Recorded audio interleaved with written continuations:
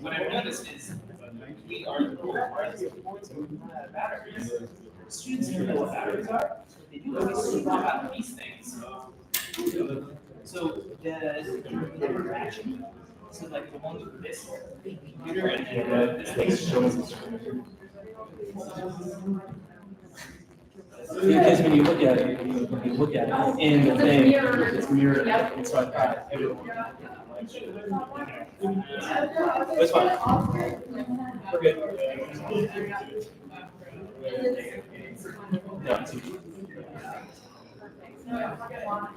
Come on. All comments are turned off.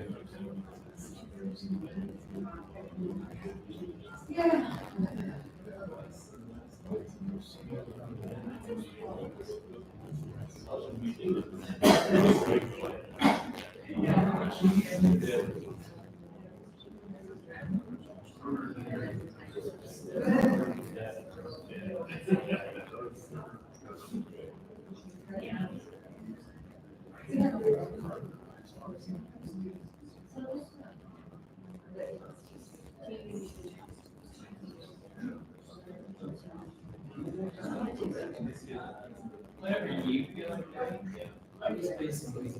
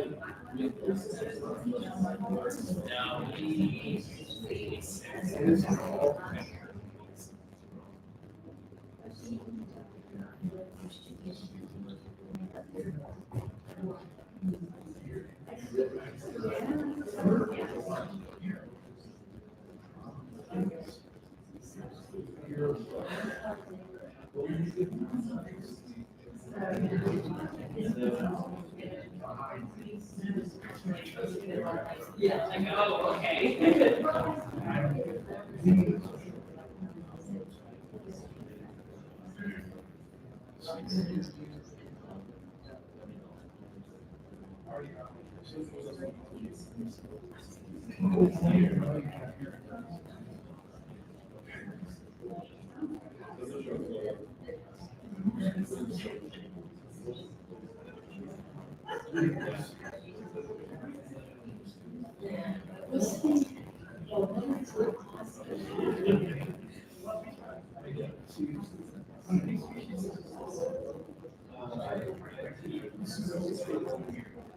All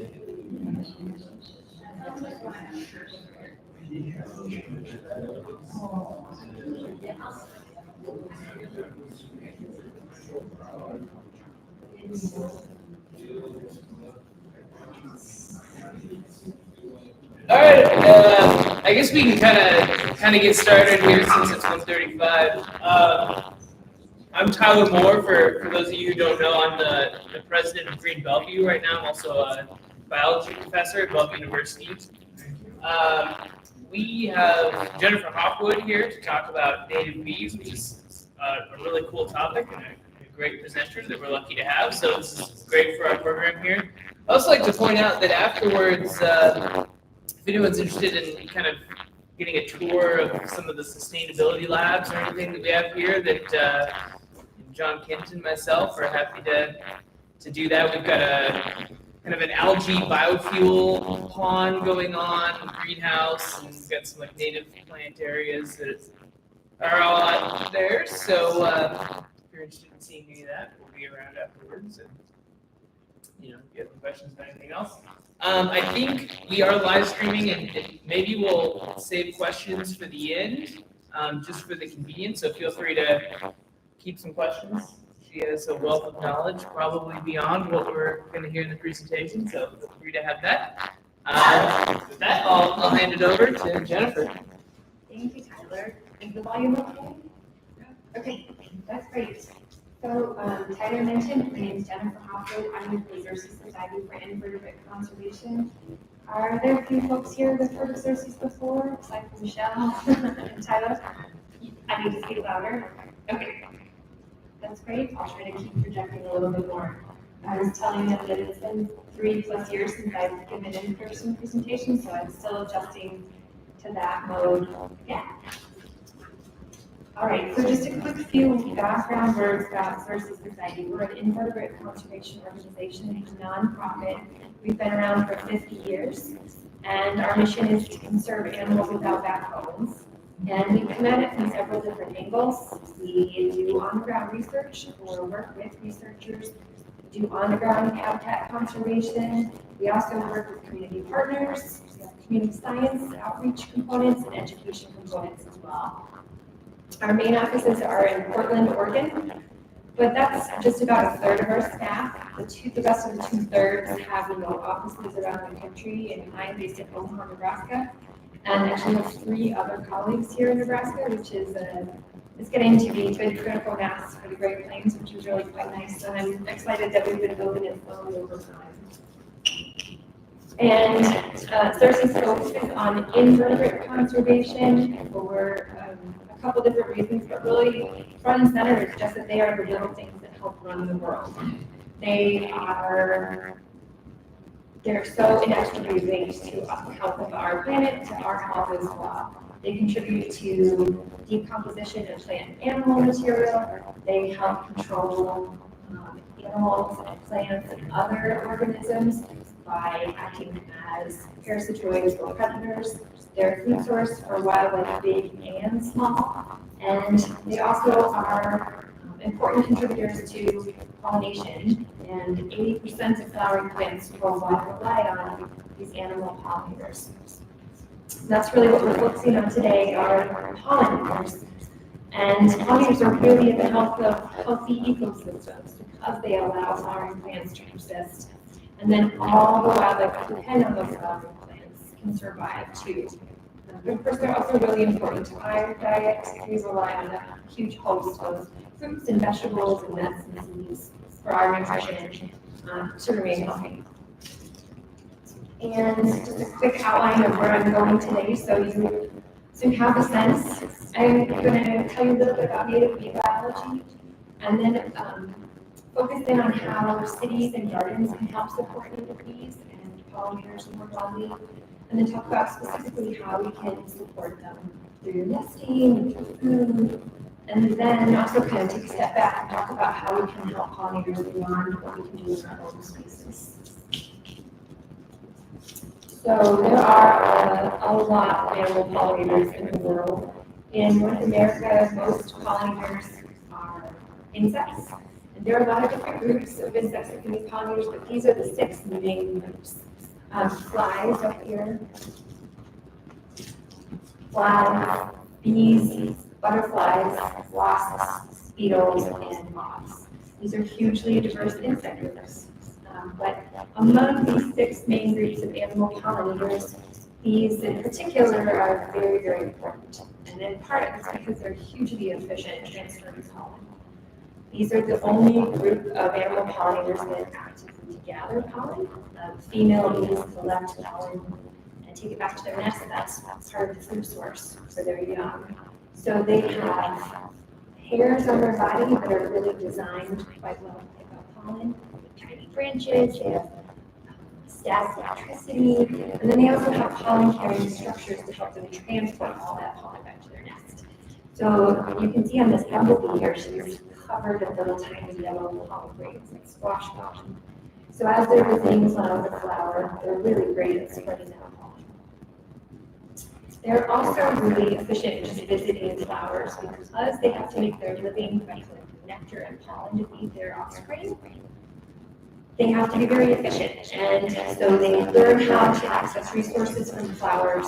And believe it or not, their little teeny tiny brains are super powerful. They can learn by watching other, for example, bumblebees can learn by watching other bumblebees access resources. They can remember how to access resources, and they're also pretty faithful to the flowers of particular species at any given time. So they might hone in, for example, on bee balm and just visit the flowers with bee balm repeatedly. And that's great for bee balm because then your pollen doesn't end up on a rose or something else in the it ends up right next to you. So these are critically important pollinators. And there, as I mentioned, there are a really diverse group of insects. There's 20,000 species worldwide, probably several hundred species that we don't know about yet. And that's true in the United States. We know we have at least 3,600 species, but I'm sure there's some that remain undescribed and some that have remained unsampled. So just for perspective, here in Nebraska, we're really quite a large state. We have a huge gradient of moisture, lots of different habitat types, and there's probably at least 400 species. We know of at least 400 species, but there's probably quite a lot more. The sandhills, for example, haven't been extensively since. So there's lots of more even here. And if you were to go into your yard and have a survey done all the time, it's quite likely that you would have upwards of 20 species, possibly as much as 40 if you've been cultivating lots of diversity over time, maybe even more. So diversity can be quite high even just at home. And because it's such a species-rich group, there's a huge variation in how bees live. On one end of the spectrum, you have solitary bees. These are bees that live individually, each female building a nest and providing resources for her young. And in the world of bees, it's the females that are doing the work. They're providing for their young, they're constructing their nest. The males tend to lounge around on flowers and there's nectar, just take it pretty easy, except when they're seeking mates. And that's not meant to be extrapolated beyond the world of bees, it's just a situation with bees. So the females are really quite hard work. They have to find a nest and they have to provide food for it. But because they're doing it on their own, they're not aggressive and they won't defend their nest site. Because if they were to get injured or die, they have no way to reproduce. So that means they're really very docile. And that's just really important to keep in mind because most species fall on this end of the spectrum of solitary life. There are species that are communal too, that share space with others of their species, or even sometimes with others of closely related species. And it's a bit like sharing a shared building. They might share a nest entrance, and then each different individual goes out and creates her own nest and provides her own food. But they have some cooperative already on the entrance, so it's not an advantage to this community. And then it gets a little bit more complicated. On the other end of the spectrum, there's semi-social species. These are females that might have or colonies that have multiple individuals within the colony that they lay eggs, and there's some cooperation, but it's pretty loosey-goosey. And then on the far end of the spectrum, you have groups like honeybees, which have a colony that's very complex. There's one individual that produces best queen. She lays eggs. She has her daughters, there's the workers that help her food and provide security and the nest, nurse young. So it's absolutely complex. But really, just a small sliver of all the species, especially here in the United States. Here's what a nice cycle look like for typical solitary. The bees that you see flying around right now have flowers. Those are the adults. And females are around pollen and nectar, and they'll then go back to their nest. Female bees invest a lot of time and effort to finding the right place to build their nest and the right amount of food to provide for their young, because they never really meet their young. So they put a lot of investment into protecting their young. So they give them resources and they find the nest place that they think their young will survive the best. So they do the best they can. It would just be essentially like, me picking out an apartment for my son and giving all the food and all the toys, making sure it's secure, make sure the door for 18 years and years on. So they gather all this pollen and nectar, they store it in root cells, they'll lay an egg, they shut it off, and the egg hatches quite quickly into the larva. The larva eats all that pollen and nectar, and then enters a resting phase. And that resting phase could be fairly close to a year if that's just one generation. That's a species is just one generation. So they spend most of their time in their nest. And because we eat pollen and nectar throughout their life cycle as larvae as adults consume nectar for energy, pollen and nectar plays a critical part for them, and the availability of it is really crucial. But for some species, pollen in certain circumstances is incredibly important. So for quite a number of species that are on this end of the spectrum, there are bumblebees, for example. They collect pollen from all sorts of plants. They visit trees and shrubs in the spring, they visit wildflowers throughout the summer and into the fall. So they can eat pollen from plants that are completely unrelated, but they're very happy and healthy to do so. But then you have bees that are on this end of the spectrum and that can't survive on just any pollen. They need pollen from a specific plant or a specific group of plants. So they'll eat pollen from certain strains of family plants, like the sunflower family or the malvaceae or so on. So these are what are known as pollen specialists, and here in the Great Plains we have about 37% of our species. Over a third of species have specialized bees. And just a couple of quick examples that you might actually find in your yard. One generalist, specialist pollinator, like the sunflower bees. This is a bee that collects pollen off of sunflowers, Helianthus species. This is our Helianthus, closely related species, and you can find it on other composites too. This time of year it's very active because that's when Xerces Society. But it doesn't rely on just one genus plant or one species of plant. It can survive for multiple different species of Xerces. But the specific squash species can only survive on pollen. So that's pumpkin, that's garlic squash, zucchini, anything genus of cucumber. They can't survive on things outside that, even closely related plants. So that's a really important specialist. But in the case of these bees, they time their emergence, they don't emerge around spring time and don't plants are blooming. There's no point in squash bees emerging in late May, for example. There are no squash plants. And there's no point, sunflowers are emerging in ranch country, where sunflowers are landscapes. So they have some sort of internal cues, we don't know yet, that cause them to emerge and time nitrogen streams there. And just like there's diversity for pollen, there's diversity for social behavior, there's also diversity of how bees nest. And most insects don't build nests, but these are another few. And they have three general ways of nesting, three general habitats. They can nest in ground, they can nest above ground, also. And then they can nest in insulated cavities.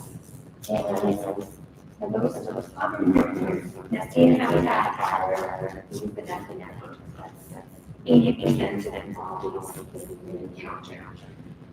And these create tunnels that extend down to the soil, and then they create offshoot chambers. Very very and these tunnels can extend just a couple centimeters or even foot, 3 feet, even more soil type species in their reference. As you might imagine, if you dug in your garden and you've got some soil, it's much easier to there to save soil for us as well as for bees. So more bees are easier to nest in soil than nest in hard clay. But it is possible for some bees to nest in clay too. They just hit it more shallow. So once they've built the tunnel, the individual bees shall create these little chambers, or this is what it looks like flown up.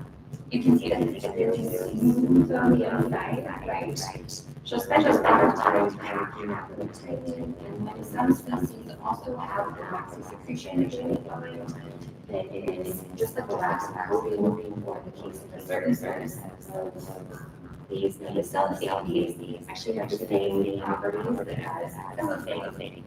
And we do that secretion is just to provide protection to the moisture. That's important if you're going to get any out of here, right? It's moisture fluctuates, you don't want to have it roll, you don't want to have it flooded, and so forth. So, I'm different types of ground these. Some of them you might be familiar with that. I expect they're going to keep seeing these before. These are really that you're outside forming or knowing that these are visible with the duration of time. Some come in and land in the west. They really get steps as part of their street. So this is the spring release of species. There are other species too. These are really teeny species. They're often home down. And these are very common and diverse. And then there are much larger fatalities. These are harder to miss because they're such a vibrant color of green. These fly really straight to fall.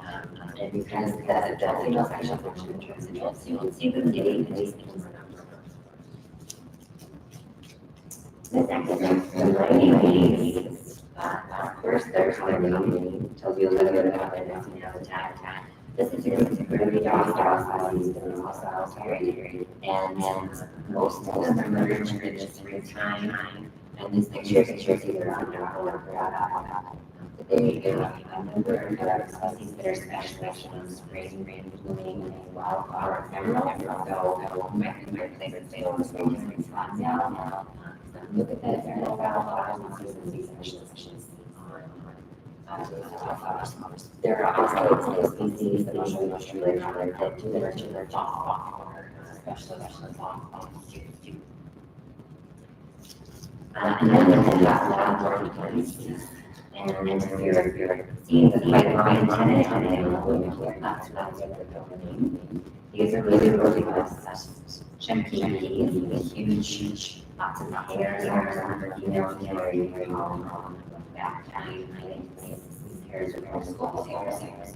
You can see how much pollination they have on them, but the more the better, because the fewer trips they take, that's more conservative. So this bees tend to emerge in summer or in fall. They have a lot of different specialists. many chemistries. And as most communities, those needs are satisfied, they're very docile, and they can coexist with people happily. They don't try to nest there, they this is a elementary school students in Oregon. And my supervisor lived in Portland and lived across the elementary school. His daughter went there, so occasionally they come to go. When they visit his kids, he and me just play area with the baseball and he was seeing them kind of cross around, rotate their arms, and just try to catch things. He started to kind of think that he should go out and look, and he went out there and sweet petting and realized that this was home to three different species, brown bees, these and the kids were so familiar with these bees, they're gentle and they're always acting so again, it's really great how those moves that no human can shoot. And so we had to spend around 1% it's half.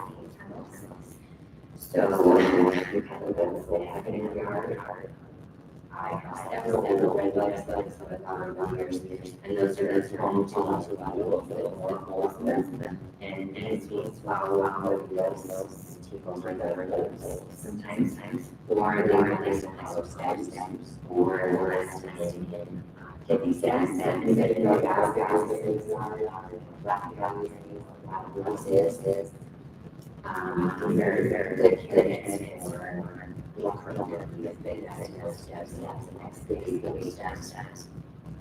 so these are the tunnel nesting. And they use materials for nesting construction.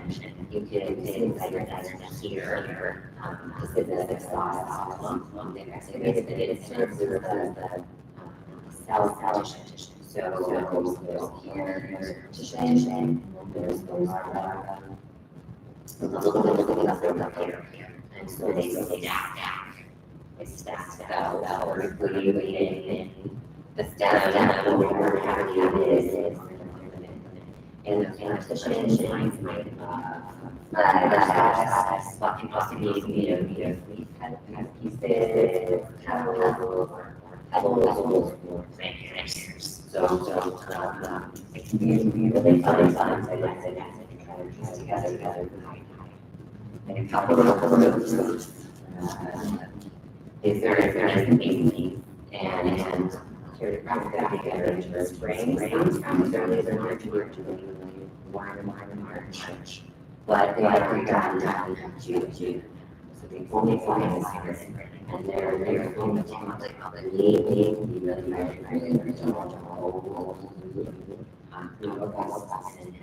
fires. And the color comes spring flowers. The thing that's next to the mason just and those things sometimes I'll treat that plants to help build. And then these trees are next. We probably use this one for also the stems, cavities. Probably on the table, that's true. These two. The other thing about these are that they have pretty strong jaws. Use jaws to let into parts. And you can see right here the picture just around the. They make these really tight incisions. They put these parts together, lay all next, and they put pieces together to make that. So again, continue to roll this with now. This is really good to know. And it's good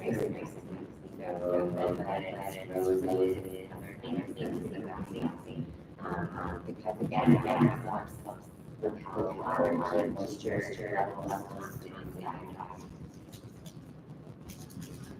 this kind of offer see them. We'll see. These are large communities, the only cities east of the rock and hardwood, and again, it's the hardwood, all the neighbors are softwood, like cedar, pine, indulged, trivet, treated, so these are things like taking tables, those that are untreated, or just old trees. And interesting thing about this is that they do actually turn their site where they emerge and will use that as space and once you have from the nest, so another thing about this is when the males in the spring trying to like people, so if you're space, they will get up there once they kind of identify you, but they can see the front of the house, they will get orange, and then one of them are males upstairs, milky, they're really just small, they're after large size, they teeny tiny,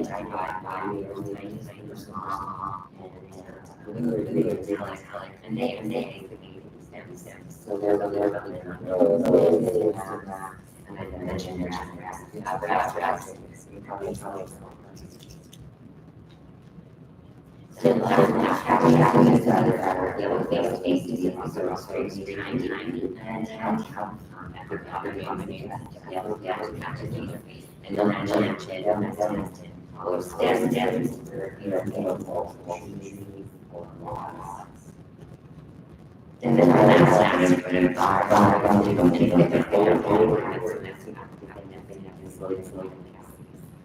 and it's like we have these love and logo businesses and reference. The installation, because they have this outro cycle that starts spring out each ecology around by the queen finds a vine she brings in nectar, and she actually finds her baby, the larva actually incubates them, just like a chicken does, to warm them to see the development. That's super important, great, super very so it shows that and take a lot longer and help with the ability to make the actually get her needs like all the resources. So that's where our generation emerges.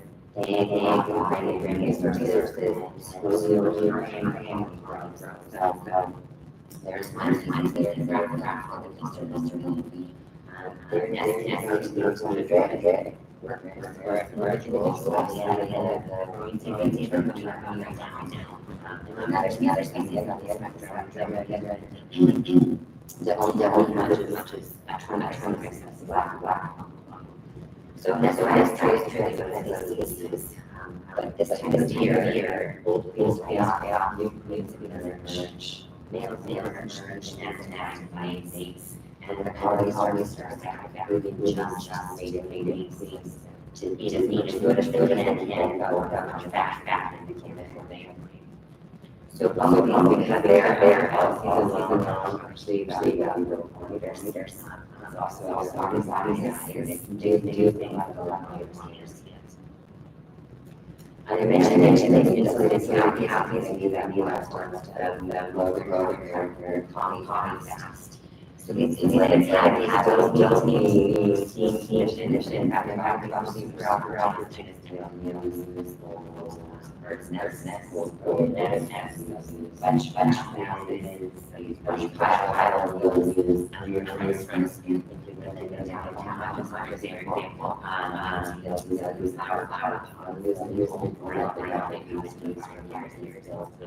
to try to satisfy. They can places they somewhat protected. So that's about it now.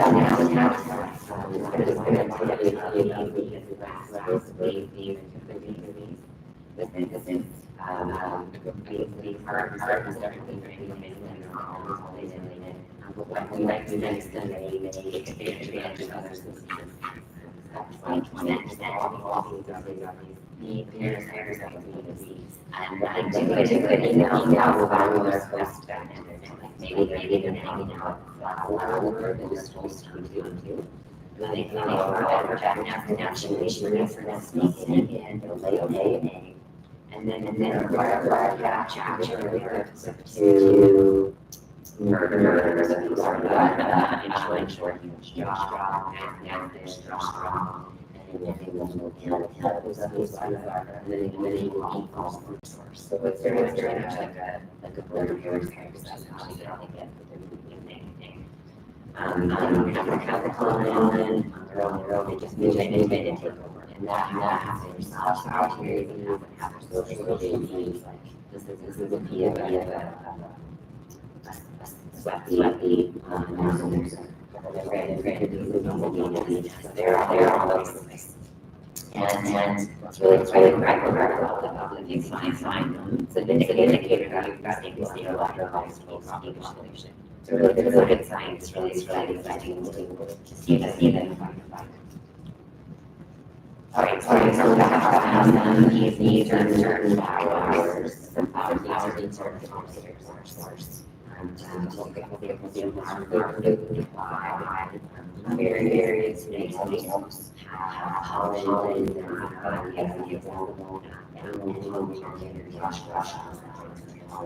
those flowers need to be fruit. So we need users like bees.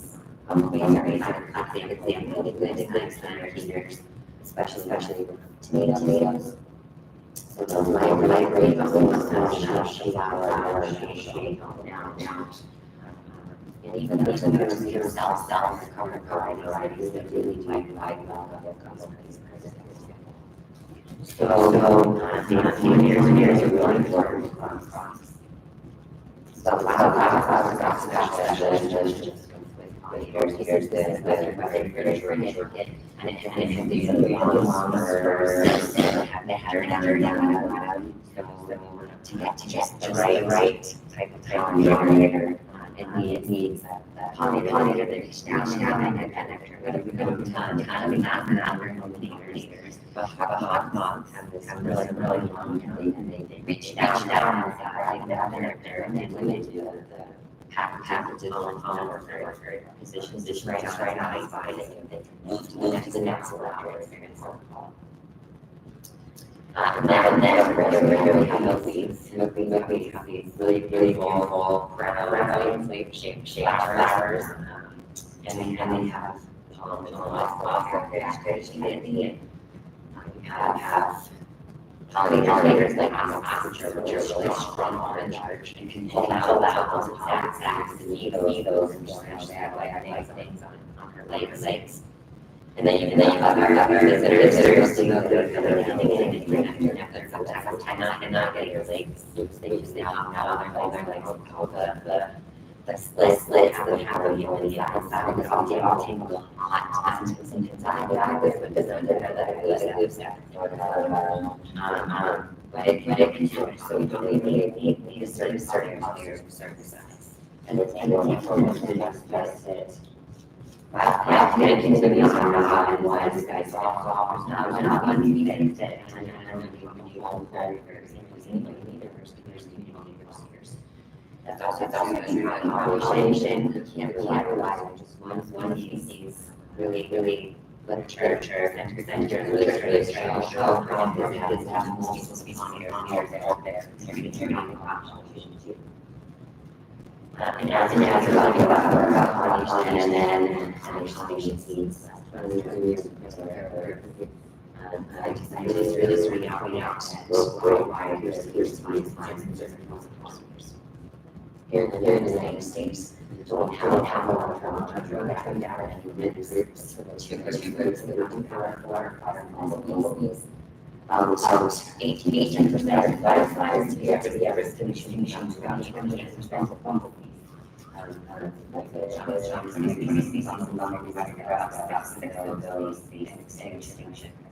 And the way I look at it is that it's not the same states there is the one in the Europe. So we're slowly moving these things over. And there are lots of contributing factors on farmers have lots. They and displace pollinators, there are certain plants. There is climate change, which is exacerbating factors. There's also issues, managed species, and then also the trees that we just got to understand all over that. So there's all interacting factors there and having pollinators. And pollinators often happen on the larger habitats. Exact flowers that are currently happening on the plants too. So it isn't just pollinators that are impacting habitats or pesticides, all sorts of different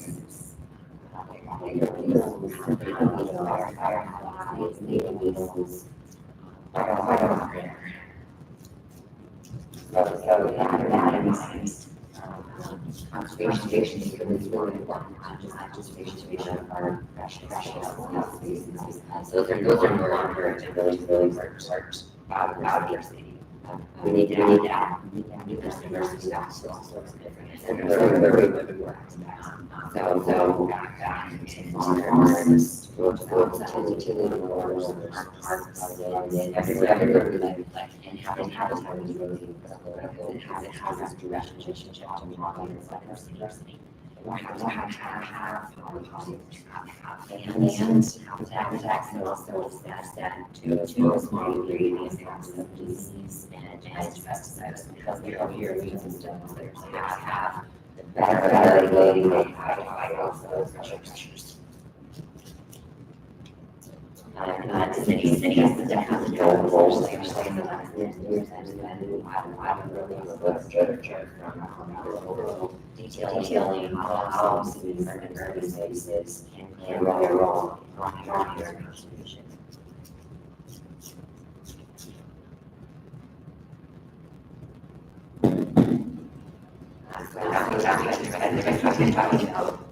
How you face it, how you understand it, how you hear it. And no matter where you're working with your family, or you have larger space, acre habitat. For example, there are three elements that need food. First, they need water, land, and pollinator. The resources. And in the case of they also mention vegetation, certain caterpillars. Then pollinators also shelter for bees, nesting sites, or other species that's the place to take shelter or from life stage to turn. And then lastly, habitat needs protection from pesticides. So those are maybe out. And gardeners and turns out can offer these habitat elements that by pesticides. They can go places, and they can provide plenty of resources. So you have to diverse communities that use these in cities. If you've got plenty of diversity, and it also makes like they turn relatively quick to the city. Germany, they found that either in hardware or our strips could track and third these that's turnaround, and it's kind of exciting. But of course, the Germany is like where it only really depends on the area. There's a total to have a definite guide. We need to focus on walking around and I live in town like that, and so looking into just get a sense of what this diversity like from most landscapes. And it can be really many places, but this is very helpful. I have a little bit of lawn patches, you probably have evergreen plants and trees, and beautiful water, and you have some grasses. And then it's really providing resources on the pollinators. And then after you have flowers, you kind of leaves. Not to plants, it's just that those are represented. And that means that there's stuff that is specific to use them. So that means that you do have a whole host of species that can't survive. And specialist species are underrepresented. So with that in mind, it's really important when you're thinking about plants. So really focusing on native species. To ensure the audience is very familiar with literature around the native plants. But in short, when it comes to pollinators, adult pollinators rely on native plants for nectar, pollinators, and some species will survive on introduced species, but many also rely on native species. When it comes to other caterpillars, butterflies, and moths, we know from the lab in the east, native trees or things so caterpillars, 15 times as these caterpillars. So that's just huge kind of giving you guys for other wildlife, caterpillars, birds, landscape is dominated by trees, you have birds, and landscape just don't have the resources. So native plants are so becoming not just and then, of course, there are very soil health, and can help train water infiltrates. Because it's really important in those really zones out here where we have drought, only growing now we have regular rain. They're resilient when it comes to that, and really read how they're growing into soil. We have native plants in my yard that self-seeded into that space. You couldn't get anything else to grow there, they're just right. So they can be really great options from a landscaping perspective. Putting it outside aside. And integrating it with them and use them in gardens, catchment space. You can put them on a curb or in a field, you can use them on the lawn. You can do shady sites, you can do sunny sites, you can harvest them for certain spots you want. We have many different edible species in the tree. And it really well. One thing to consider though when you're thinking about selecting plants is when it's possible to prioritize straight wild straight natives.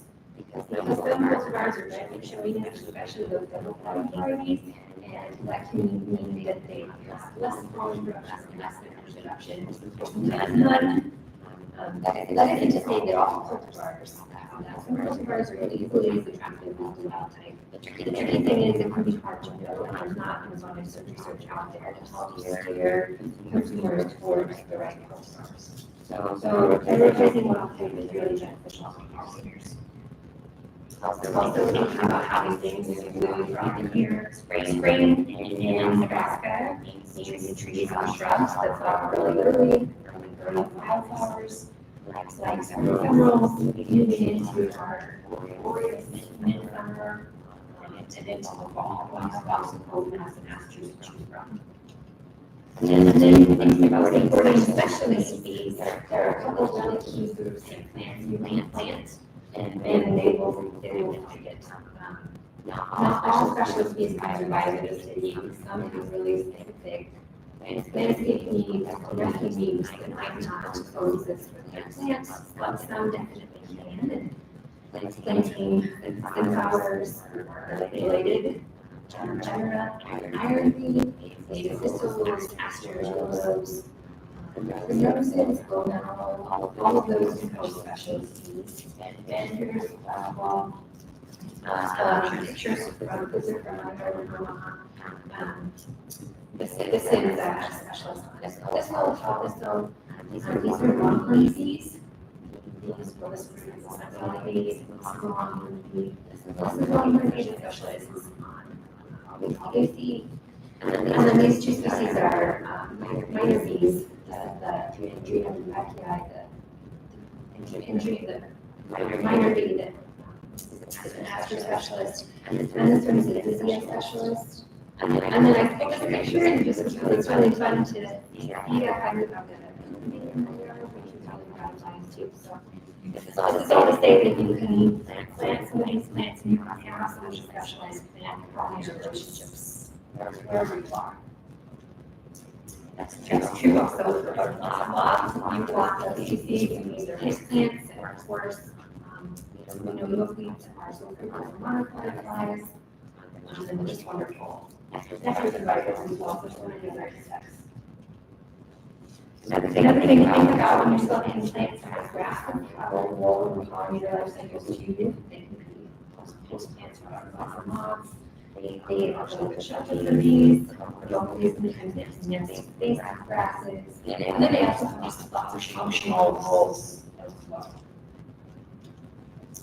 And then one other thing to remember is planting nesting materials for bees. So these might be stem plants, or hollow stem plants, or maybe you're interested in root cutter bees, so you want to plant those in so that they can have that plant material to make their nest.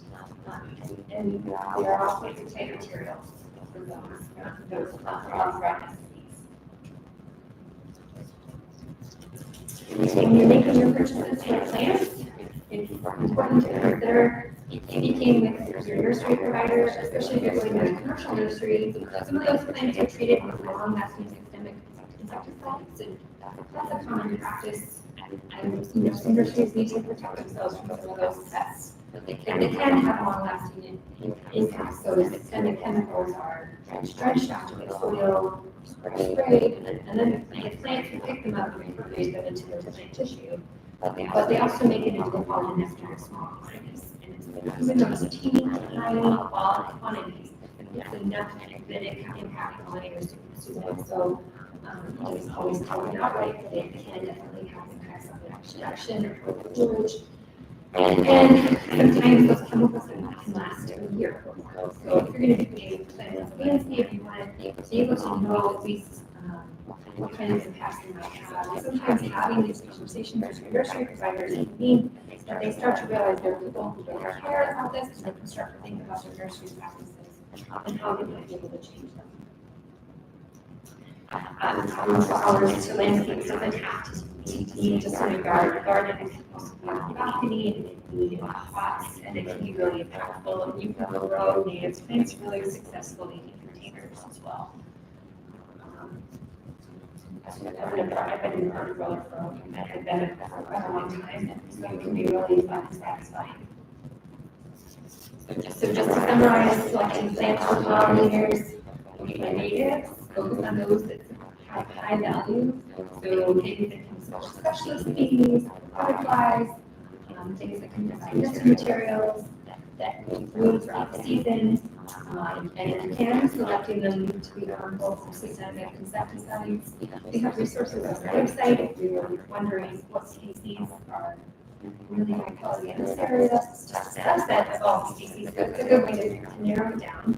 And then we also have some guidance if you're interested in talking with other nursery providers.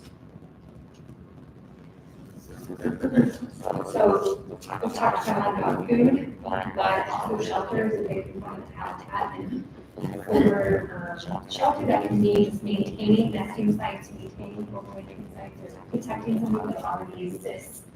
Because you can retreat. These are nesting in the ground, may mean reduced plastic mulch, reduced landscaping cover, reduced heavy bark mulch, because they need access to the soil. So if you're going to use mulch, you can limit it to right around the plant to save water right there, protect it from weeds, leaves them open spaces.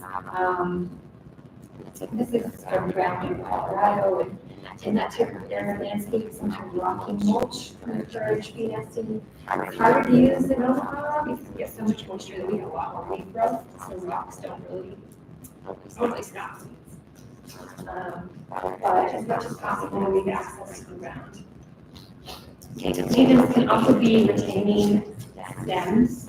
So in the fall, it can mean for wildflowers, for example, that have taller stems, it can mean leaving them intact. Just leave them over winter, and the advantages are that especially if you leave those seed heads, bloom birds into your yard, Everything from goldfinches feeding on eggshell already. This late summer, which has been really nice to see. So you leave those intact over winter. In the spring, you cut them back. And that cutting them back really mimics the effects of like a large mammal or herbivore coming through. And what that cutting back does is it just creates an entrance hole for the bee to access that stem. You don't need to cut them back all the way to the ground. And maybe leave 8 inches, maybe 10, or you feel comfortable of dead stem, and then leave that in the spring. The new growth, like your plants will come and cover it up. The bees will nest in that all summer long, and then next spring they'll emerge, and that old growth will decompose, and you'll have new dead stems to leave for a new generation. You can also leave your leaves. This doesn't necessarily mean leaving them on one. It can mean piling them up to your tree or your garden. This is really great, critical overwintering habitat for some butterflies and moths. It also can be beneficial for queen bumblebees that need some sort of insulation to survive the winter. You can find baby beetles, lace wings, all sorts of other beneficial insects that need that leaf litter also. So leaves really play a critical role. And again, you can also leave a log. This is, again, an old redwood tree that we had to chop down because it had lived its life. But you can see these little tiny holes. These are beetle borer holes, and bees can move into those. So we kind of hid it away in the yard behind a flower bed, and it just keeps doing its thing. And then the last component of maintenance and habitat protection is making sure that there's reduced pesticides, particularly insecticides. Most insecticides are not targeted to a specific pest or group of pests. Most are about spectrum. So what's toxic to Japanese beetles is toxic to a lot of different things that we don't want to kill, beneficial things, pollinators, and so forth. And so if you see some damage on your plants, it can be a really good thing. That's what you want, really. You've got these plants in your yard, you're trying to sustain life. And that means that they're going to get chomped on by caterpillars, that means bees might cut out some leaf pieces. This is the life in your garden. And I will have you have a questions about this. So insecticides, really it's important to hold off on them and not use them as the first line of defense. There are alternatives you can use, or you can sit back and wait for the plant burst in your yard to support predators like hoverflies or predatory stink bugs or parasitic wasps that come in and can help contribute to pest control in your yard. All right, so summary. This conservation that we need to do, it happens in our own space, but it can happen beyond our own space too, everywhere we live and work and play. We really need to be creating activities and expanding habitat wherever possible. And there's a picture of things that one way to do that is to build more habitat, to share with your neighbors. This is a nice photo of people sharing things. So you can give plants away, you can talk with your neighbors, you can use a sign to indicate habitat. You can share seeds. Bellevue was the first bee city in Nebraska, and in this region really, so this is not an audience that really needs to hear too much more about Bee City. This is it's going to be a vehicle for conversations about what cities can do and the really amazing and creative things that cities have done to help pollinators. In Nebraska, we also have a really nice bumblebee atlas. This has been operating this is the 4th year, and this is volunteers who've gone out to sample bumblebees, no-kill sampling procedure all over Nebraska, and they've helped identify different species of bumblebees throughout the state and help us understand where they are doing well and where they aren't. This has been information that Xerces has been really interested in because there are a couple bumblebees that are currently being considered for listing under the Endangered Species Act. So knowing more about the distributions has been really helpful for them. And it's really just, it's been an amazing thing. I think there's, I can't remember the exact number of surveys that have been done over the last 3.5 years, but it's by far the biggest community science project undertaken in Nebraska. It's really amazing. And it's still possible to join if you're interested. And we also just launched a firefly list. And although Nebraska does not currently have focal regions for imperial fireflies, which is a good thing, it's a great place to partake in firefly watching, especially in midsummer. We have about 10 species in our part of Nebraska, so it's really fun to think about. And I'm just going to wind up with a few quick resources. We have books available on pollinators. We have a ton of free publications. And I realized as I was pulling into the parking lot that it would have been a really good opportunity to bring some of those publications with me to share with you, but I did not. If you are interested in the paper version, you can reach out to me over email, but you can download everything for free. We also have these plant selection tools and publications. We have monarch nectar plant lists, and we have milkweed lists too. And then one of my favorite resources that we developed recently is an educational activity book for kids aiming for grades 3 to 5. It's just an independent opportunity, learning opportunity with kids. It's really, really fun. All right, so ending up, Xerces is a member-driven organization, so all the publications and activities I just highlighted are supported by our members, and we're really thankful for their support. And I want to leave you with my final thought, which is, of course, what you're doing in your space is really important for your mental health, for your health, for the health of organisms in your space, but it also bleeds out into the landscape. It helps the community as well, and the conversations that you have with people can be impactful. You can help people realize that not all insects are terrible and awful and dangerous, but they're really critical for life. So what you do is really important, and you're part of reversing insect problems. And that's it. That's it for me. My email's right there, but I have some time for questions if that's okay, Tyler. Yeah. Yes. I was wondering about these different city, the city USA and Nebraska. Are there any other cities? I don't know. I don't believe so. Council Bluffs is now a city though. And there are, I think, 2 big campuses. But I don't believe there's any other big cities. There is a map online that I should have consulted in advance for this question. But we can all check it out later. Yeah. Yes. The people on YouTube watching are getting feedback. Are there 2 microphones that are on, yours on you and the one on the podium? There might be one on the podium too. If you could turn that off, that might eliminate the reverberation. I just noticed I got a call.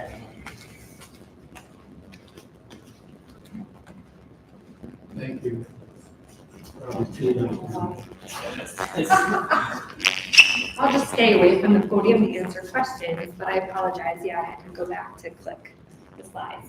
I saw a hand behind you and then it'll be next. Did you?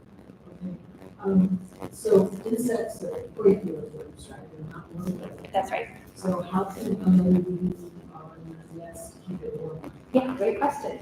So insects are cold weather. They rely on temperature around them to be able to move. You can see them in cold mornings, often those are real slowly on plants. But bumblebees will actually, queen bumblebees will migrate their wing muscles, so they'll generate their own body heat to keep themselves warm and to keep their young warm. But that's why some of the nest insulation is so critical. They're looking for anything to keep that heat in focus. And so that's also where nest selection comes into play. You know, they'll look for warm slopes, like south-facing slopes or west-facing slopes to keep them warm. Great question. Yeah. And I think bumblebees are really among the few groups of bees that really do that. But that's another reason why there are valuable alpine pollinators. And interesting fact about bumblebees, they're actually more diverse in cooler climates with higher altitudes than in warmer climates. So there's more bumblebees in Nebraska than there are in Texas, like double. They just do better in cooler environments. So in part, it could be because they have that ability to warm themselves up and get out and about. Okay, two quick questions. We have a nest of carpenter bees in our carport, and we enjoy them, they're just great. We can talk to you and everything else. In the spring, when they start becoming active, the last 2-3 years, we've had a real high die-off. Drop on the driveway and die off. Is that normal? Like maybe dozens of it, and we probably have 100 probably nesting. Yeah, it could be that they're just cleaning out the nests from the winter. So it could be that they're pushing out the insects who didn't, the bees who didn't make it. That would be my best guess. Because it's so targeted in space, it seems like it's nearest the nest site. That would be my best guess. Yeah.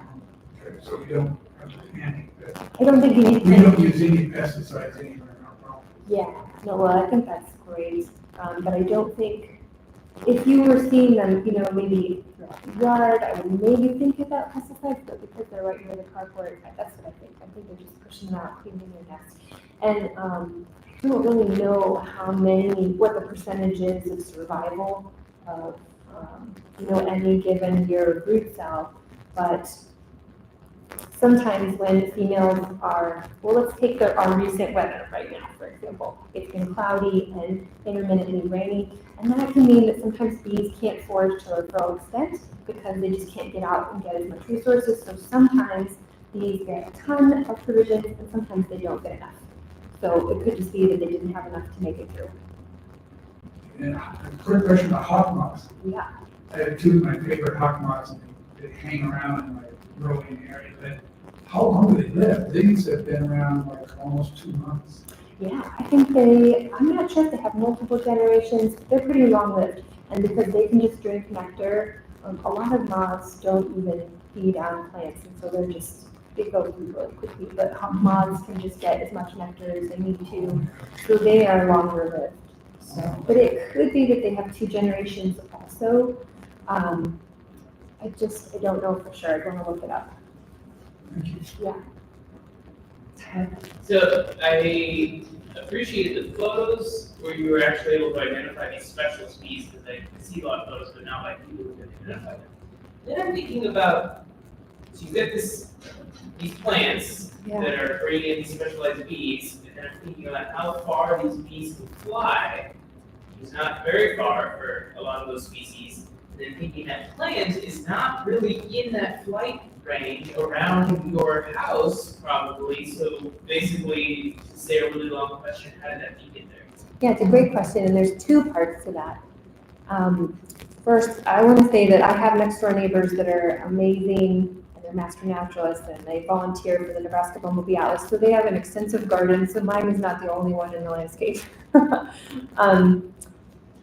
2, I think there's, okay, sorry, Tyler, I will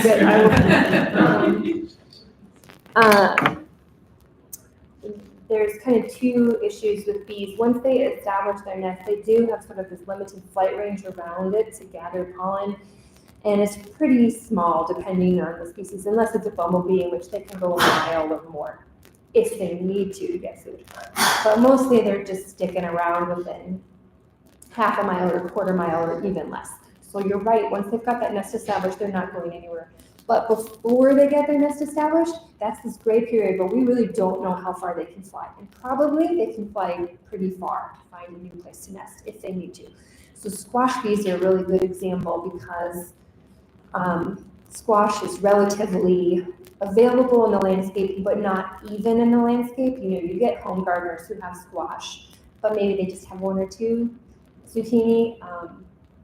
And so squash bees have to figure out a way, they can't hop between gardens to find a new place to live. So probably they fly quite high and circle around the landscape to find the density of the plants that they need to survive.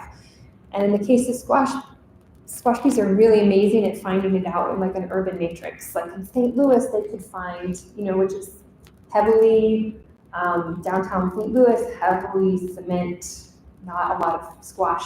They could find squash patch here, 2 miles away, there was more squash bees. So they must have some ability to see it or to have olfactory cues to be able to find it, and can fly long distances to get there in order to establish their nest. But we really don't know how far that is. So presumably they can use, they'll drink a lot of nectar they can drink nectar from all sorts of different sources. It's just the pollen they collect on specialized. So, they can probably move through the landscape to find that habitat. But to your larger point though, they have to have enough of that plant to have enough pollen to keep going. So that's probably the limiting factor is, I don't have a big yard. So yeah, I'm not gonna have a huge population of these specialist bees. It's gonna be just a few. That's a great question. It's definitely something where I think, having connected gardens or having just more is so important. Okay, I saw 3 hands and I'll start here and then go ahead. How valuable or useful are the bee hotels? Yeah, excellent question. I think that they definitely have education value, for example. It's wonderful to be able to put them out and then you can just watch them build it. You can have kids walk up to it and look at it. It's amazing. From a conservation perspective, probably depends on the scale at which you use them and how cleaned out they get to be, and also just where you get them in the first place. Because sometimes you can buy bee hotels and they are too big, to really support the bees that need them or use them. So the short answer is that you can get a lot of disease buildup in them over time and parasites too. And I've let this happen in my own yard, so I definitely know it happens even on these small nests. So you have to phase them out over time and replace them if you're using them with new materials. It's so much easier just to let nature do its thing and just have natural habitat so that you don't have to go in and clean them out. But I do think they have a role in education for sure. But they have the potential to be a population sink if you have a really huge bee house too and you just don't do anything with it. Yeah. So if you have a bee house that you've been using for a number of years, and you said, you should let it decompose. Yeah, okay, that's what I was gonna ask you. Can you just put it somewhere, like in a brush pile and let it decompose, or? Yeah, so what you can do is if you have another bee house that's clean, new, mine are just old pine sticks. So I would just put a new nest right next to it. And then the old one, you can watch it clear out and scrap it. Yeah. Okay, I saw her hand and then I'll get to you. Yes. Okay. So you mentioned the bee atlas, and I went and looked, and I also seen about the trainings, and they've always been in a timeline, I couldn't go, but I saw this online. Yes. But is it too late for the season, or can you do this thing online? You can- Or trainings in person? Yeah, you can do it online, and we're kind of coming to the end of bumblebee season, but there's still a month and a half left, and this is a great month and a half left to go look at bumblebees because you've got queens out, you've got workers out, you've got males out. So if you want to do it, you should do it. And I saw that they freeze it or something, that's what I was looking for, but people would know better. Yeah. Or maybe I'll learn it maybe the thing. You definitely will learn. There's really nice videos that guide you through, but you can take a cooler and all you have to do is chill the bumblebees because as the question that we got to earlier, because they're cold-blooded, if you chill them down, they won't move. So what you do is you chill them on ice for a few minutes, then you can put them on a surface and you can take a photograph and you can kind of move them around gently while they're in that sort of torpor phase and take as many photographs as you need to. And then you'll let them warm up, they'll fly away, they will be fine. Unless you freeze them for several hours, they're gonna be fine. So the photographs is what you turn into the monitoring, and then they're identified by my colleague Katie, who's a whiz at identifying from photographs, and that data goes into this huge database, which is used nationwide, not just at Xerces, but by bumblebee conservationists, and then it's also fed into game and parks and whatever else. So if you're not feeling it this season, there's next year too. So there's always time. And then if you don't also feel like you want to go the whole route of netting it, chilling it, photographing it, if you have a cell phone, you can also snap photos in your yard just on flowers, and you can submit those to Bumblebee Watch. And that is also really valuable information. So my next door neighbors, I mentioned that they are gardeners. They snap photos in their yard all the time to submit to Bumblebee Watch, because sometimes, they'll find something really cool and really amazing. They just yesterday found the southern plains bumblebee, which is one of those species that's really been in decline. So it can happen in your yard too. And you don't have to invest in the training if you don't feel like you're able to play a role in this community project. Okay, your question. What was that bumblebee you just found? Bombus fraternus, southern plains bumblebee. Southern Plains. Yeah, it's a really, I have a picture of one.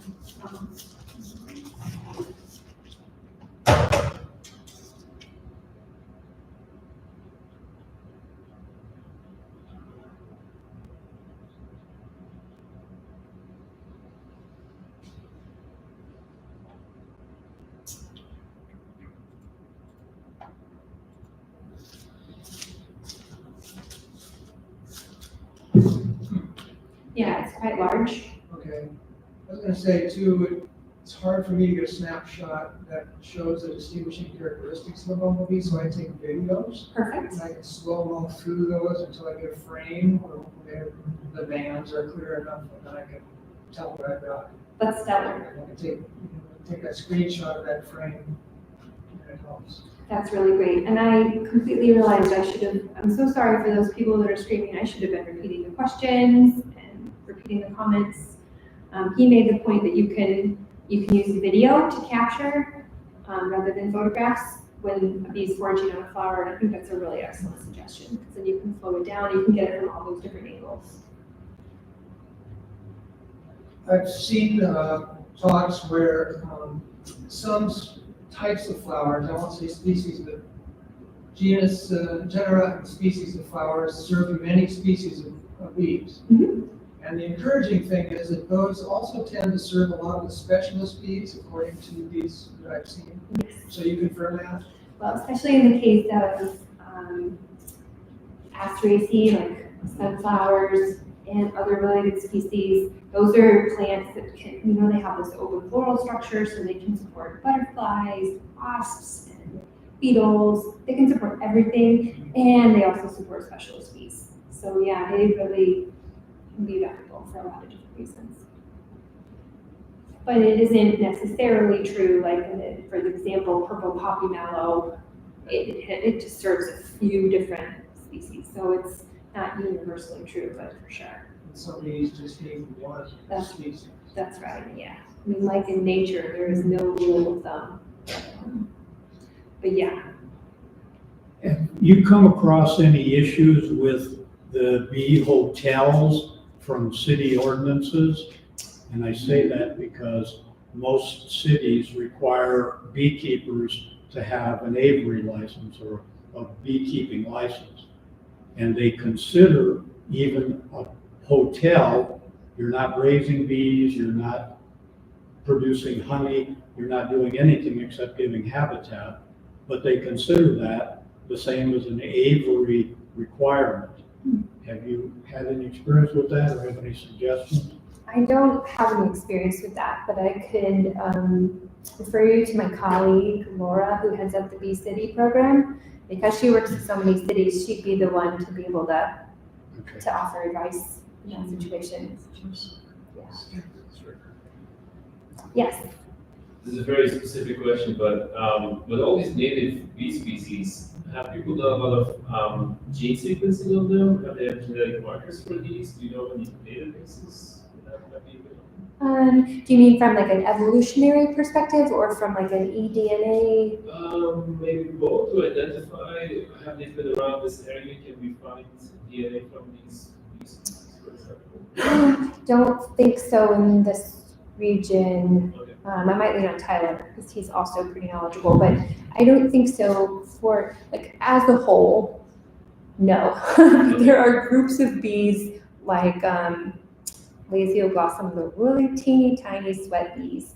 And occasionally you get a taxonomist who also has expertise in DNA sequencing. And so in that situation, that expert's been able to use his taxonomic know-how and pair that with DNA sequencing to help out. But in general, no, for the 4,000 species, I think probably, a small fraction of those have been sequenced. And it's been either for taxonomic purposes or for systematic understanding of bee relationships. So it would be, in this region, no. Short answer, sorry, thanks. Interesting question though to think about.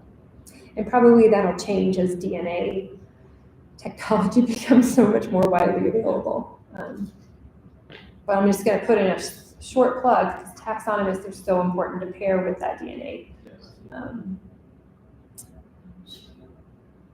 Okay, any other questions? This has been really great. Nope, just listening. Okay, thanks. Apologize for the feedback online. If anybody is interested, the Omaha Bee Club is having their conference, their annual conference there on October 14th. And I have some information, we'll put it on our Green Garden website too. So I'm not sure of all the things they'll be having there. I do have a QR code here from the picture. And also, this Saturday is the Aerospace Parade, and we're going to have a nice parade in Bellevue, and we're looking for walkers to walk with Green Bellevue. So anybody that walked with us last year, if you would wear that same shirt and come again, and if you didn't walk with us last year, we'd still like to have you back. So we don't know the number yet. They're not giving those out until Thursday, which is pretty short, but that's what they're doing. So if you walk someplace between the library and Mission Avenue, will be someplace there, and just look for Green Bellevue. But if you are going, would you let me know? I want to try and get a sense of how many people will be there. I wanted to make an announcement too about our next program. It's on September 10th, and it's on lunchroom and household composting. We're really going to be focusing on commercial composting by Hillside Solutions and the compost club that they offer. And we're just really working to grow more composting in Bellevue. Also, it's a lunchroom composting because Bellevue East is going to start a lunchroom composting program in January. So we're going to talk about that and the success that Hillside has had in other schools in the community.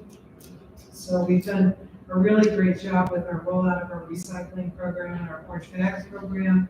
And we have the glass drop off. And so we're really going to focus now on getting the compostables out of our waste stream. So. And Ruth did a great job writing a couple of grants, and so we got the funds to pay for the composting at Bellevue East. And the students are eager to do it. So we've got the principal, the Bellevue Public Schools is on board, and everything has been worked out. We actually had a short program at West a couple of years ago, and the students ran that. So. Yeah, the Bellevue East program is just the start, and we're going to, continue that through the other schools. Yeah. Jackie's going to bring it to West. More students here, our Green Bellevue board. Yes, and I believe in the back of the room, Nancy, do you have some pollinator plants that you're bringing to give out?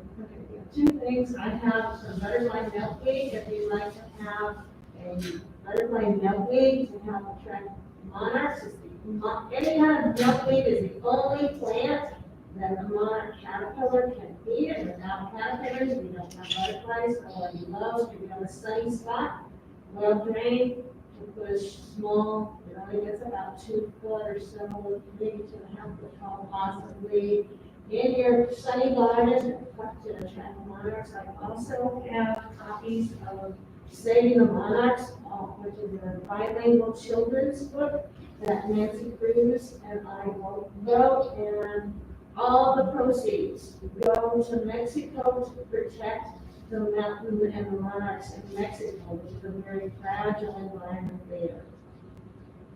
And these are $15, and all the proceeds go directly to better place than people. He was paying people to go up on the mountain to protect the monarchs. And Nancy helps take care of the Pollinator Gardens at the library, 2 spring schools, other places in town. Oh, Whispering Timbers, next, excuse me, Wednesday at 6, if you'd like to do some gardening in a pollinator garden at East Childs Road, which is right over there by South Road, so up the hill and past on that Forest Boulevard, down the bottom of the hill to Moore's Drive is a corner, on that corner, there's a pollinator garden where there's mulching and trimming up dead parts and dead hay and pulling weeds for a couple hours this Wednesday evening. Nancy Cruz also during the year worked with students and seniors in different groups and put seed balls together, clay balls with seeds or milkweeds. And they spent the bike ride across Iowa, giving them to the bike riders. And as they rode across Iowa, where there were unmowed areas, the bike riders would throw them out in the ditches. And eventually those would propagate, and there will be a linear forest across Iowa of milkweed plants. It is part of Nancy's ongoing exemplary efforts to help the monarch. Nice going, Nancy. I have one more announcement. So I serve on the Green Valley Board. I'm with Richter, by the way.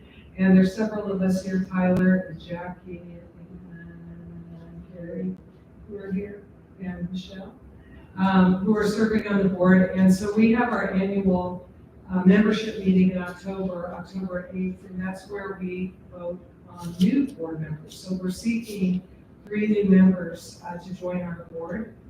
So if you're interested in being a part of the leadership planning of these activities, please see me or one of us that I just named, so we can get your information. Anybody else have it? I think Tyler may want to be taking people on a tour, or are you still doing that? If anyone is interested, Yeah. you sure, yeah. Yeah. Any other announcements before we go on the tour? Anybody have? Great plants and greenhouse and lots of things to see. Yes. You're welcome.